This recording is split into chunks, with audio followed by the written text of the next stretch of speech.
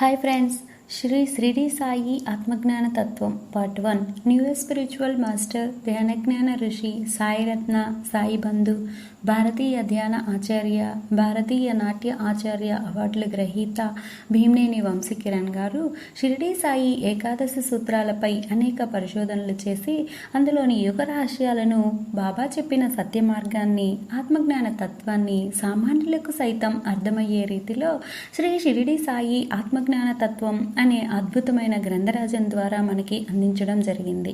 Sadhguru spiritual foundation ద్వారా ఆ పుస్తకంలోని సాయిబాబా సమర్థ సద్గురువు అన్న అంశాన్ని ఈరోజు తెలుసుకుందాం.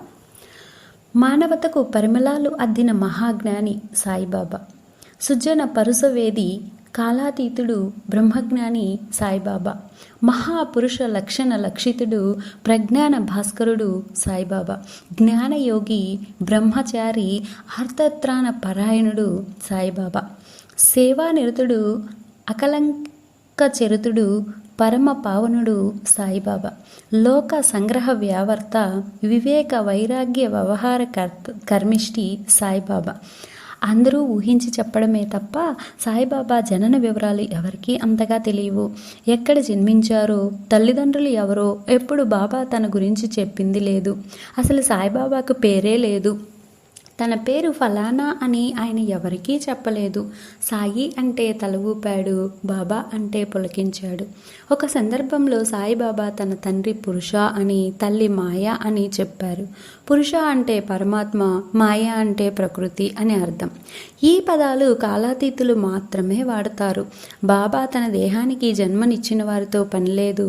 అనురాగం, భవబంధాలు ఏవీ లేవు. భౌతికంగా జన్మనిచ్చిన వారు అప్రధానమని బాబా భావన.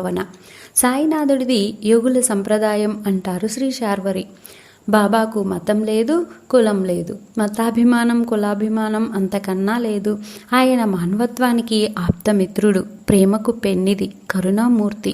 సాయిబాబా ఏం చదివాడో తెలియదు. షట్ దర్శనాలు చదవలేదు. బ్రహ్మసూత్రాలకు భాష్యము చెప్పలేదు. గీతకు వ్యాఖ్యానము రాయలేదు. కానీ పరబ్రహ్మకు ప్రతినిధిగా, పరమాత్మకు ప్రతీకగా రాణించి జీవించాడు. ఏనాడు ఎలాంటి పాండిత్యము ప్రదర్శించలేదు. ఆయన నేర్చింది బ్రహ్మ విద్య, ఆయన సంపాదించింది ఆత్మజ్ఞానం. అతీంద్రియ శక్తులు ఉపయోగించినా అది ప్రజల ఉపయోగం కొరకే గాని మహత్తుల ప్రదర్శనకు కాదు. ప్రజలకు మేలు చేయడం ఒక్కటే ఆయన నేర్చిన విద్య. ప్రజల హృదయం గెలుచుకున్న ప్రేమయోగి సాయిబాబా తన పుట్టు పూర్వోత్తరాలు రహస్యంగా ఉంచడానికి కారణముంది. హిందువులకు హిందువుగా, ముస్లింలకు ముస్లింగా కనిపిస్తూ హిందూ ముస్లింలతో ఐకమత్యం కొరకు తన వృత్తాంతాన్ని రహస్యంగా ఉంచారు. హిందువులైనా ముస్లింలైనా అన్నదమ్ముల వలె జీవించాలని, వారంతా ఏకాత్ములని బాబా అభిమతం. అందుకే తాను ద్విపాత్రాభినయం చేశారు. రామ్ రహీంలకు భేదం లేదని నిరూపించారు. బ్రహ్మం అన్నా, ఈశ్వరుడన్నా, అల్లాహ్ అన్నా ఒక్కటేనన్నాడు. మనిషి మంచితనానికి, ఆధ్యాత్మికతకు, పవిత్ర జీవనానికి మతం అవసరం కాదన్నది బాబా అభిమతం. వస్త్రధారణ ఫకీరు, నివాసమేమో మసీదులో, దాని పేరు ద్వారకామాయి. మసీదులో నిత్యాగ్నిహోత్రం, ధుని, ఆరుబయట తులసి బృందావనం, శ్రీరామనవమి ఉత్సవాలు, అనుక్షణం పెదవులపై అల్లా మాలిక్ స్మరణ. ఎంతో గొప్ప హిందూ ముస్లిం ఐక్యరాగం, మత ఛాందస్తులు నేర్చుకోవలసిన ఎంత గొప్ప తత్వం సాయి తత్వం. బాబా చదువు గురించి ఎవరికీ తెలియదు. ఏమాత్రం చదువు రాని వాడుగా కనిపిస్తాడు. కానీ ఖురాన్పై ఎంత అవగాహన ఉందో భగవద్గీతపై అంతే సాధికారత ఉంది. ముస్లింలకు ఖురాన్ బోధించేవాడు, హిందువులకు గీత విశ్లేషించేవాడు. ఎప్పుడూ కూడా గురువు అనుగ్రహాన్ని సంపాదించమనేవాడు. అది దొరికితే మాయపొర తొలగుతుంది. అప్పుడు జ్ఞానం దానంతట అదే బయటపడుతుంది. జ్ఞానం ఒకరి నుండి పొందేది కాదు, అది నీలోనే ఉంది. భగవంతుడు ప్రాణి వేరువేరు అనుకున్నంతకాలం జ్ఞానం కలగదు. తానే భగవంతుడనని తెలుసుకోవడమే అసలు సిసల ఆత్మజ్ఞానం అంటారు సాయి. ధ్యాన సాధన ద్వారా మనల్ని ఆవరించిన మహామాయ తొలగుతుంది. అది తొలగిన మరుక్షణం జ్ఞానం బయటపడుతుంది. నేనే బ్రహ్మం, నేనే భగవంతుడు అని అనుభవపూర్వకంగా ఎవరికి వారికే తెలుస్తుంది.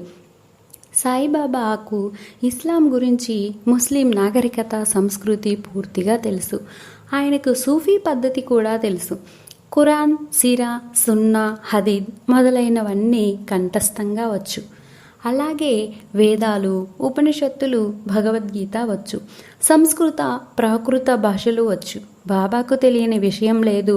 ఆయన ఏం చదువుకున్నది ఎవ్వరికీ తెలియదు. ఆ రోజుల్లో ఉన్న పరిస్థితులను బట్టి బాబా స్కూల్లో చదువుకునే అవకాశం లేదు. ఏది నేర్చినా గురుముఖతః సాధన ద్వారా పదును పెట్టుకున్నదే. మొదట గోపాలరావు దేశ్ముఖ్ వద్ద 7 సంవత్సరాలు శుశ్రూష చేస్తూ విద్యాభ్యాసం చేశాడు. వారు సాక్షాత్తు వెంకటేశ్వరుని స్వరూపమని, అందుకే తన గురువు వెంకుస్స అని అంటుండేవారు. తరువాత ఫకీరుతో కలిసి గోదావరి తీరం చేరుకున్నాడు. ఫైతాన్ మరియు ఔరంగాబాద్లో ఫకీరు బాబాతో కలిసి సాయిబాబా 12 సంవత్సరాలు మకాం చేశారు. ఫకీర్ బాబానే తన గురువని చెబుతారు. సాయి గురుస్థానానికి ఎక్కువ విలువ ఇచ్చేవాడు. హైందవ గురువును, సూఫీ గురువును సేవించి హిందూ ముస్లిం భావైక్యతకు వారధి నిర్మించిన మహర్షి. తనను 12 సంవత్సరాలు గురుసేవలో గడిపినట్లు సాయి శరణానందకు చెప్పేవారు. ఫకీర్ బాబా మహాత్ముడని, తనని ఆధ్యాత్మికంగా ఆయనే తీర్చిదిద్దాడని సాయిబాబా స్వయంగా చెప్పుకునేవారు. తన గురువు గురించి సాయి మాటల్లో ఆయన వంటి గురువు లభించడం ఎంతో అదృష్టం, ప్రేమ, కరుణ ఆయనలో రూపుదాల్చినట్లు ఉండేది. ఫకీర్ బాబా ఎప్పుడూ ధ్యానంలో ఉండేవారు. ఆయన విధానం నాకు నచ్చింది. నాకు ఇంటి మీద ధ్యాస లేకుండా పోయింది. భవ బాంధవ్యాలు పూర్తిగా తెగిపోయాయి. నాకు వారి సన్నిధిలో ఆకలి దప్పులు ఉండేవి కావు.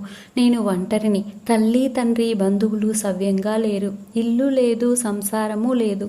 నాది అంటూ లోకంలో ఏమీ లేనివాడని నేను. నాకు ఉన్నదల్లా గురువు అనుగ్రహం. నాకు మిగిలింది ధ్యానం ఒక్కటే. నా గురువే సర్వరక్ష సర్వస్వం.